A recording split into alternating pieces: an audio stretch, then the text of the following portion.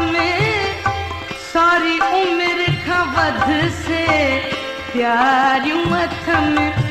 जेके चार घड़ियों तो सा घारियूं अथ में सारी उम्र का वध से प्यारियूं अथ में तो विसारे छॾियूं न विसारियूं अथ में ओ तो विसारे छॾियूं न